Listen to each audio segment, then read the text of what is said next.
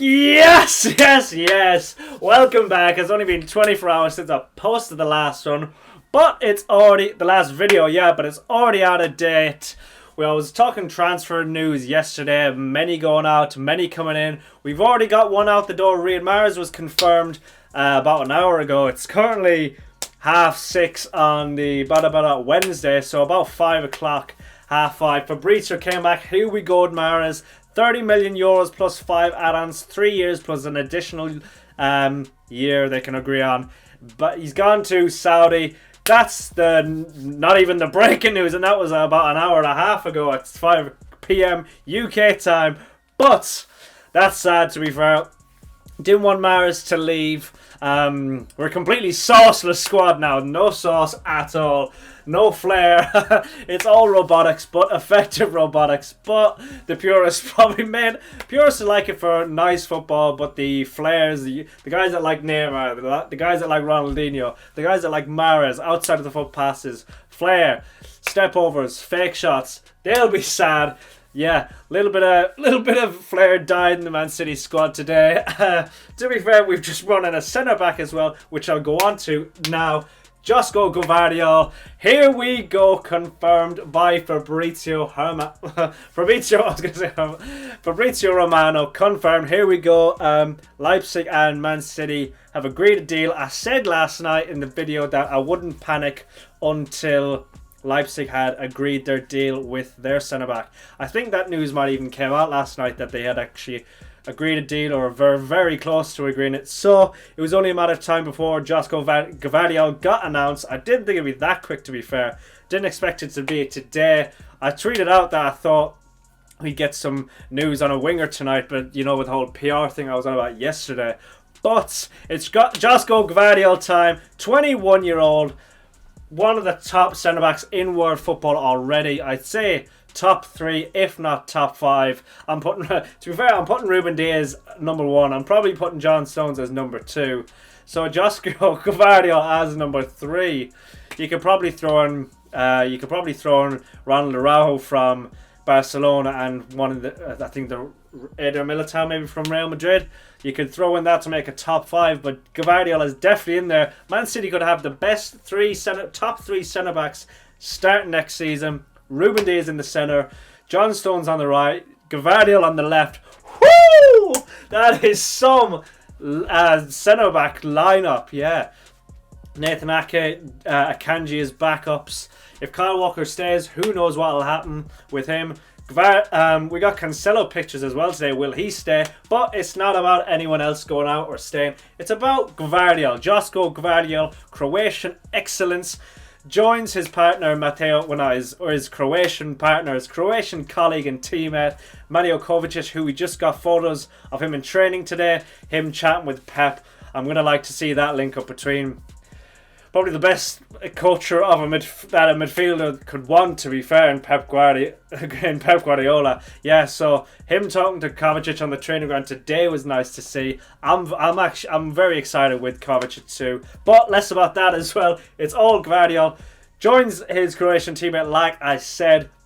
We won the Champions League without a Croatian.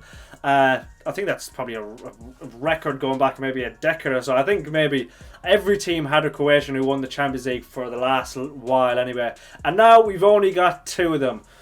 Yeah, the best Croatian centre-back, the best young centre-back, guaranteed, that's for sure. Best young, like I said, top 3 or top 5 in the world centre-backs. Could be, we are set for the next decade with this guy. If Ruben Dias is only 24. John Stone's a little bit older, I think at around 27, 28-ish. Ruben Dias 24, 25-ish, I think. Gvardiol at 21. That lineup, that defence is set for at least 5 years until John Stones maybe moves on. And then it's set for another 5 years because Ruben Dias is so young as well. So for the next 10 years, we have we'll have the top 2 centre-backs for the next 10 years. Bro, this signing, ridiculously good. Gvardiol, we wanted him for a while. We've been linked with him for a decent time now. I really didn't want him to go to Chelsea last year because I kind of wanted City to bid from last year when Chelsea were interested.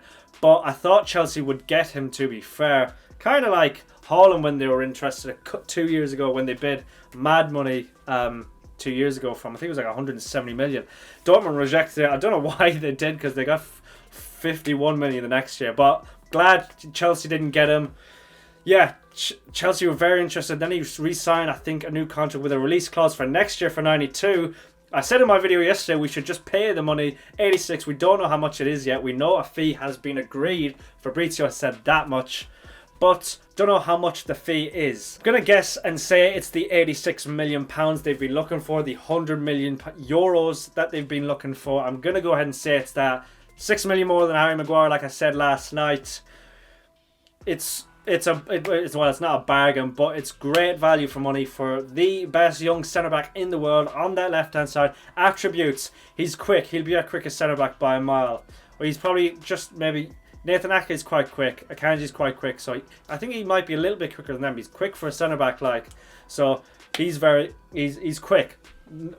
Strength number one. His strength as well is another one of his strengths. He's physical, very physical on the ball.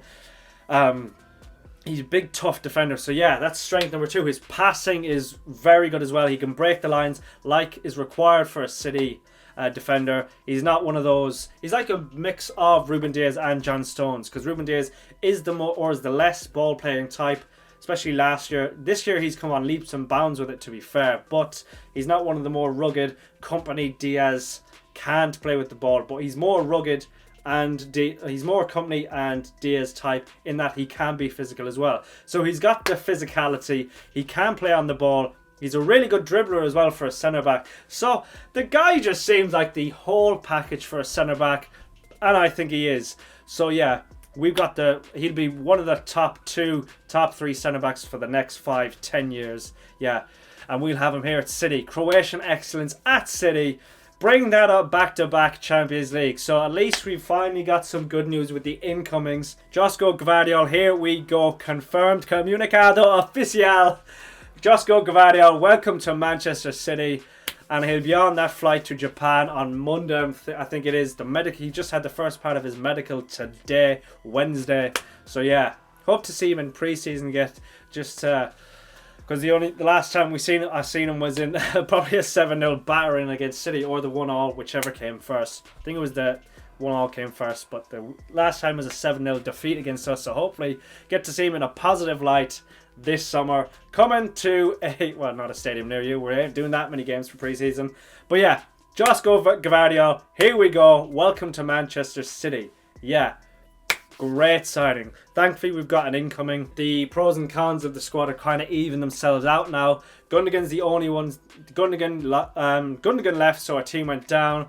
Kovacic brought that a little bit back up, but then Riyad Mahrez had gone, so that maybe bring that back down. Josko Gvardiol coming in is bringing it back up. But yeah, overall the squad, Mahrez and Gundogan. You could say Gundogan and Gvardiol, they're the two starters that would be going. And Kovacic, oh no, not going, but Gundogan's a starter, so he went. Gvardiol's a starter, so he's coming in. And Mahrez was a backup, that's why he's left. He's part of the backups kind of rotation squad. He didn't get played in the semi-finals the final of the FA Cup or the final of the Champions League. That's why he's going, because he was rotation.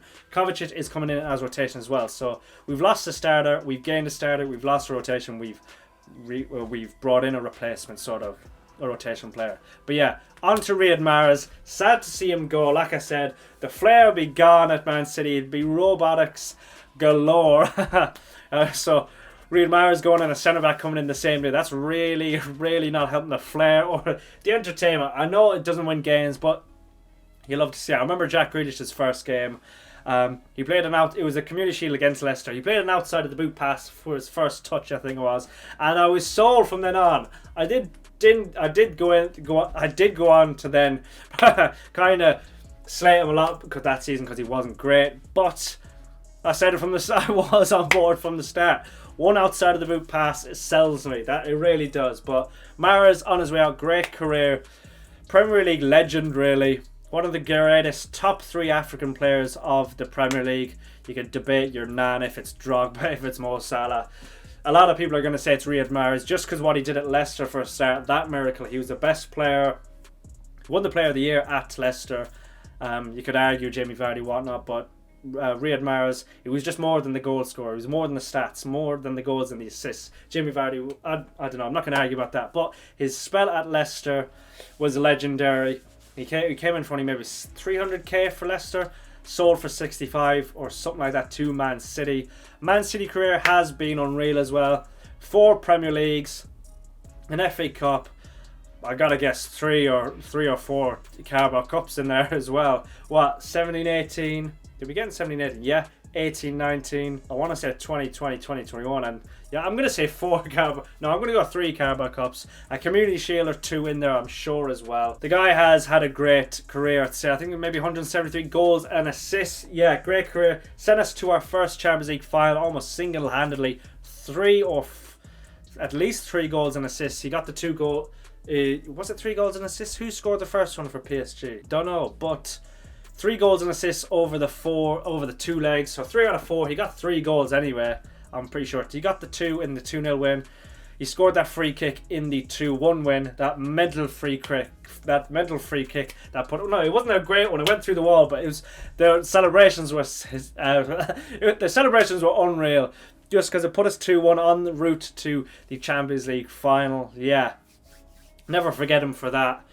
Champions League Mahrez, black gloves in the winter. Yeah, you just had to be there. Unbelievable scenes. Yeah, he really turned up at the Champions League. Ramadan Mahrez, we will not forget you. Mahrez in general, we won't forget you. But yeah, Riyad Mahrez gone to Saudi. Get your bag, son. You were a rotational player, so I get it. Yeah, that's fine. I understand. No hate at all. We salute you, and yeah, good luck to Riyad Mahrez. Hope he smashes it in Saudi. Also, you won an international trophy too, so with Algeria, African legend, Premier League legend, probably not a Man City legend, but I'm not going to talk about that because that's just negativity on it. But he's been part of the most successful stint in Man City history. Yeah, he wasn't part of the Centurions. Oh, he should have, because we wanted him that January as well, that we bought Laporte as well, I'm pretty sure. But Leicester didn't let him go, so he was probably fuming then. But Riyad Mahrez, Manchester City player, gone now. New Saudi player. But yeah, sad to see him go. But on to the more positive things. Gvardiol has come in now. Here we go from Fabrizio. Will we see any more rumours about signings within the next 24 hours since Mahrez is gone?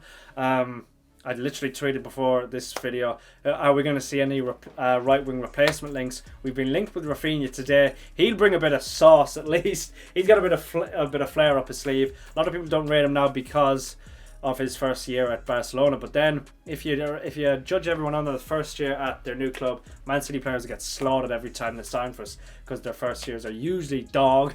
But yeah, let's see who we get linked to soon. Do I think we'll do much more business after this? I thought after Gvardiol it really wouldn't be that much. But with Mahrez going now, I think only a replacement winger will be brought in. Bernardo, I see staying. But this video was really only on Mahrez and Gvardiol. To be fair, it was only supposed to be on Mahrez. But then that bombazzo drop from Fabrizio. But yeah, let me know your thoughts in the comments below about Mahrez leaving. Let me know your thoughts about Josko Gvardiol coming in. Where do you rank him in world football centre-backs? Like, do you have him top 5, top 3, top 10 even, top 1 even? Do you think he's going to be the best centre-back for the next decade? Because I definitely do. Yeah, let me know your thoughts below. Any other rumours you think or players that we might bring in still. I don't think there'll be that many. But yeah, let me know down below. Also, hit the like button, helps me out, helps all the City fans find their video, and subscribe if you're new, and I'll see you next time. Peace.